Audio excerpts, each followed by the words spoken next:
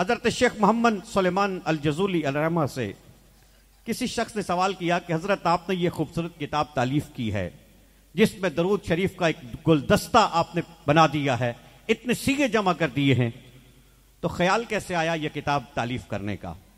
तो आपने जवाब में एक वाकया बयान किया। आप फरमाने लगे कि एक दफा मैं मिस्र के किसी करिए से गुजर रहा था जहां पे आबादी बहुत कम थी। जोर की नमाज का वक्त था, मैंने नमाज अदा करनी थी और वुजू भी करना था, लेकिन मेरे पास पानी नहीं था।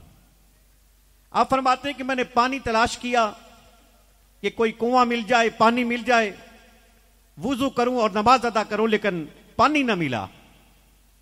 आप फरमाते हैं यहां तक कि मैं कुएं तक पहुंचा, मुंडेर पे खड़े होकर नीचे देखा तो कुएं में पानी मौजूद था।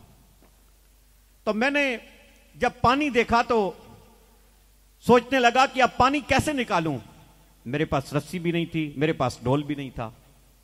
आप फरमाते हैं रस्सी डोल तलाश करने लगा कि कोई बर्तन मिल जाए जिसके जरिए पानी निकालूं, वुजू करूं और नमाज अदा करूं, लेकिन कोशिश के बावजूद रस्सी भी ना मिली और डोल भी ना मिला। आप फरमाते हैं कि उस कुएं के किनारे पर उसके साथ एक कच्चा मकान था जिसकी छत पर एक कम सिन बच्ची बैठी हुई थी जिसकी उम्र चंद साल थी, और वो बच्ची मेरी तरफ देख रही थी। जब नजरें मिली तो बच्ची ने मुझसे सवाल किया, कहने लगी चचा आप कौन हैं और क्या तलाश कर रहे हैं? तो शेख मोहम्मद बिन सुलेमान कहते हैं कि मैंने उस बच्ची से कहा कि मैं मोहम्मद बिन सुलेमान अल जजूली हूं, मैंने नमाज पढ़नी है, वुजू करना है, पानी तलाश कर रहा हूं। पहले पानी नहीं मिलता था, अब पानी मिल गया है, पानी कुएं में मौजूद है, लेकिन पानी निकालने के लिए रस्सी और डोल दस्तयाब नहीं है। रस्सी की तलाश में हूं, बर्तन की तलाश में हूं, डोल की तलाश में हूं कि पानी निकाल सकूं। आप फरमाते हैं जब मैंने नाम लिया, अब आप कोई मामूली शख्सियत नहीं थे और करिया करिया आपके जिक्र से गूंजता था। मिस्र के देहात में आपकी विलायत के चर्चे थे और करिया करिया आपकी विलायत के, आपके नाम के डंके बजते थे। उस बच्ची ने भी आपका नाम सुना हुआ था, वो जानती थी कि मोहम्मद बिन सुलेमान अल जजूली का खुदा की बारगाह में मकाम क्या है। आप फरमाते हैं जब मैंने उससे कहा कि पानी निकालने के लिए रस्सी और डोल की तलाश में हूं, तो बच्ची मुस्कुराने लगी, कहने लगी चचा मिस्र के देहात आपके नाम से गूंज रहे हैं, करिया करिया बस्ती बस्ती आपकी विलायत के डंके बज रहे हैं, और आप कुएं से पानी नहीं निकाल सकते।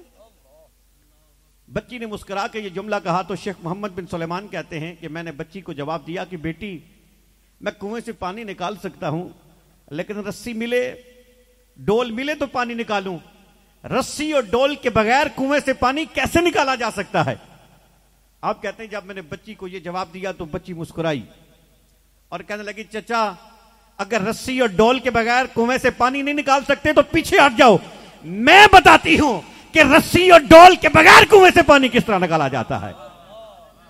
अब फरमाते मैं पीछे हटा, ख्याल यह था कि वो कम सिंह बच्ची छत से नीचे उतरेगी, कुएं की मुंडेर पे आएगी और फिर पानी निकालने का कोई इंतजाम करेगी, लेकिन ऐसे नहीं हुआ। वो अपने कच्चे मकान की छत पे खड़ी हुई, थोड़ा सा आगे को झुकी और उसने कुएं में थूक दिया। आप फरमाते मैंने इतना तो देखा कि बच्ची ने कुएं में देखा, लेकिन यह समझ नहीं आई कि बच्ची का थूक कुएं के पानी तक पहले पहुंचा या पानी उबल कर किनारों से बाहर पहले निकला। कुएं जोश मारने लगा, पानी उबलने लगा और पानी किनारों से बाहर निकलने लगा। आप फरमाते हैं कि जब पानी बाहर निकला तो बच्ची ने मुझसे मुखातिब होके कहा कि चचा अब पानी बाहर निकल आया है, अब वुजू फरमा लीजिए और नमाज अदा कर लीजिए। आप फरमाते हैं मैंने वुजू किया तो मेरे ज़हन में एक सवाल आया और मैंने बच्ची से पूछा, मैंने उससे पूछा कि बेटी ये बता कि इतनी छोटी उम्र में, चंद साल की उम्र में तुझे इतना बड़ा मकाम कैसे मिला? उम्र इतनी छोटी है और मालिक ने इतना बड़ा मकाम अता कर दिया, कैसे मिला इतना मकाम? तो उस बच्ची ने जो जवाब दिया उस पर आपकी तवज्जो चाहता। बच्ची ने जवाब में एक मुख्तसर जुमला कहा। शेख मोहम्मद बिन सुलेमान कहते हैं कि बच्ची ने कहा बेकसरत सलात अला नबी सल्लल्लाहु अलैहि वसल्लम, उसने कहा चचा मेरी उम्र न देखो, मेरा बचपन न देखो, मैं इस उम्र में भी सारा सारा दिन और सारी सारी रात अपने महबूब नबी पे दरूद और सलाम पेश करती हूं और रहमत आलम का जिक्र करती हूं। गिरामी कदर हाजरीन, जो सरकार का जिक्र करता है, अपनी जुबान को ताजदार कायनात के जिक्र से तर करता है, रहमत आलम की कसीदे पढ़ता है, सैयद आलम के जिक्र करता है, दरूद और सलाम पेश करता है, रब उसकी उम्र नहीं देखता, उम्र बचपन की भी हो तब भी रब मर्तबे बड़े अता फरमा देता है। आप फरमाते हैं कि जब मैंने वुजू कर लिया, नमाज अदा की, तो फिर वो बच्ची मुझसे मुखातिब हुई और उस बच्ची ने एक सवाल किया। अब बच्ची का सवाल सुनिए और फिर इसका जवाब सुनिए। आप फरमाते हैं बच्ची ने मेरी तरफ देखा और मुझसे सवाल करने लगी, कहने लगी चचा आप उस जात को जानते हैं जिस पर कसरते दरूद की वजह से रब ने इस उम्र में मुझे यह मकाम अता कर दिया है। आप उस जात को जानते हैं कि वो जात कौन सी है? तो शेख मोहम्मद बिन सुलेमान कहते हैं कि मैंने उस बच्ची को जवाब दिया कि बेटी उस जात को जानता मैं भी हूं, लेकिन लगता है पहचानती तू ज्यादा है। जानता मैं भी हूं लेकिन लगता है पहचानती तू ज्यादा है, इसलिए तू बता दे कि वो जात कौन सी है। तो बच्ची ने जवाब में एक जुमला कहा, उसका मफहूम सादा अंदाज में आपकी खिदमत में अर्ज करता हूं। बच्ची ने कहा चचा वो जात है कि जब वो काली कमली ओढ़कर जंगल के रस्तों से गुजरा करते थे तो जंगल की झाड़ियों में बसने वाले दरिंदे उनके कदमों की चाप सुनकर झाड़ियों में नहीं छुपा करते थे, बल्कि झाड़ियों से निकलकर उनके कदमों से लिपट जाया करते थे। गिरामी मर्तबा ताजरीन, रब ने फरमाया वरफाना लका जिक्रक, हबीब हमने आपके जिक्र को आपके लिए बुलंद फरमा दिया। कोई बच्चा भी रहमत आलम पर दरूद पड़े, सैयद आलम का जिक्र करे तो रब कायनात उसको अजमतें अता फरमा देता है। दुनिया की इज्जतें भी सरकार का जिक्र करने वालों के हिस्से में आती हैं और उकबा की सादतें भी उन्हीं का मुकद्दर बनती हैं। गिरामी मर्तबा ताजरीन, रब ने फरमाया वरफाना लका जिक्रक, हबीब हमने आपके जिक्र को बुलंद फरमा दिया। यह बात याद रखिए कि सरकार का जिक्र अपनी बुलंदी में मखलूक का मोहताज नहीं। कोई नात खान यह समझ के सरकार की नात न पढ़े कि मैं नात पढ़ूंगा तो सरकार का जिक्र बुलंद होगा। कोई खतीब यह सोच के खुतबा न दे कि मैं सरकार की फजीलत बयान करूंगा तो सरकार की शान बुलंद होगी।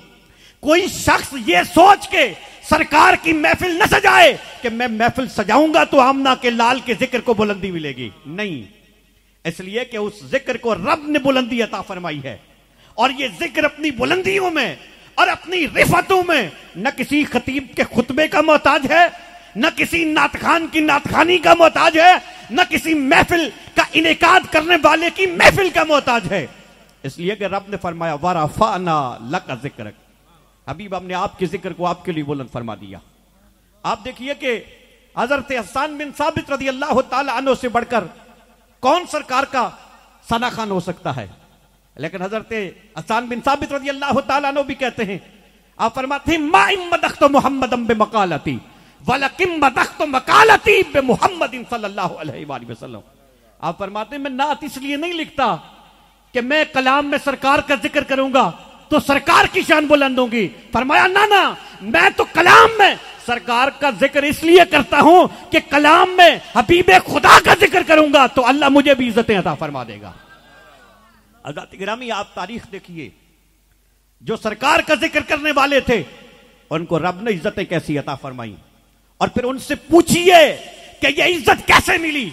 हसन बिन साबित से पूछ लीजिए, आप हजरत बूसीरी से पूछ लीजिए, आप हजरत जामी से पूछ लीजिए, आप सादी शिराजी से पूछ लीजिए, आप आला हजरत फाज़िल बरेलवी से पूछ लीजिए, आप गोलड़े के ताजदार से पूछ लीजिए, तो सब यही कहेंगे कि हमको बुलंदी इस जिक्र की बरकत से मिली है।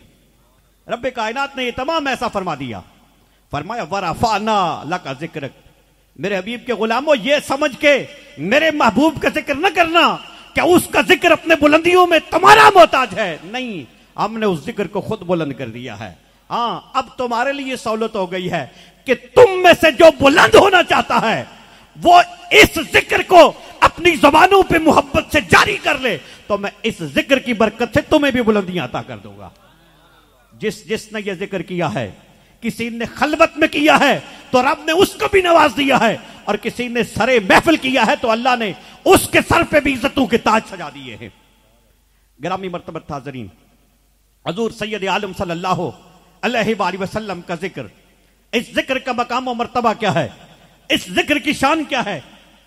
हजरत शरफुद्दीन बुसीरी रहमतुल्लाह अलैह शायर थे, इब्तदाई जिंदगी में शाहों के कसीदे लिखते थे, उमरा के वुज़रा के कसीदे लिखते थे, और माल कमाने के लिए, दुनिया कमाने के लिए लिखा करते थे। एक दफा किसी ने सवाल किया कि बुसीरी कभी ख्वाब में सरकार की जियारत भी हुई है? बस किसी ने सवाल किया तो दिल की दुनिया बदल गई। फिर उसके बाद किसी वजीर के, किसी बादशाह के, किसी अमीर के, किसी सरदार के, किसी रईस के कसीदे नहीं लिखे, सारी जिंदगी हबीब खुदा की अज़मतों के तराने लिखते रहे। बीमार हुए, शदीद बीमार हुए, फालिज की बीमारी थी। हकीमों ने, तबीबों ने कहा कि तुम्हारी बीमारी का कोई इलाज नहीं, बिस्तर पे मफलूज हो गए, और काफी वक्त गुजर गया। एक दिन ख्याल आया कि तबीबों ने, हकीमों ने, इलाज करने वालों ने तो जवाब दे दिया है, सरकार का एक कसीदा लिखता हूं, नात लिखता हूं सरकार की, और उसके वसीले से सवाल करता हूं तो अल्लाह यकीनन करम फरमा देगा। तो आपने कसीदा लिखा जिसको कसीदा बुर्दा शरीफ कहा जाता है। कसीदा लिखा तो रात को आंख लगी तो मुकद्दर जाग उठे। गुंबदे खजरा के मकीन ताजदारे कायनात सैयद आलम सल्लल्लाहु अलैहि वसल्लम ने ख्वाब में अपनी ज़ियारत अता फरमा दी। जब सरकार की ज़ियारत नसीब हुई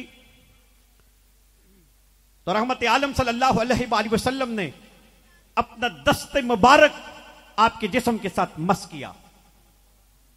बुसीरी कहते हैं कि जब सरकार का मुबारक पाकीज़ा बबरकतात मेरे जिस्म के साथ मस हुआ तो मुझे अपने जिस्म में एक महक महसूस हुई, खुशबू महसूस हुई, और फिर मैंने महसूस किया कि अब बीमारी का नामो निशान नहीं है, बात ख्वाब की है।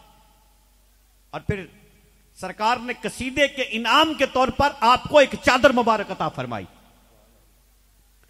आप फरमाते हैं मैं सुबह उठा तो वो महक जो रात मैंने अपने जिस्म में महसूस की थी, वो महक में सुबह हालते बेदारी में भी महसूस कर रहा था, और मैंने देखा कि बीमारी का नामो निशान नहीं है, मेरे आजाद सलामत थे, मैं हरकत कर सकता हूं, चल सकता हूं।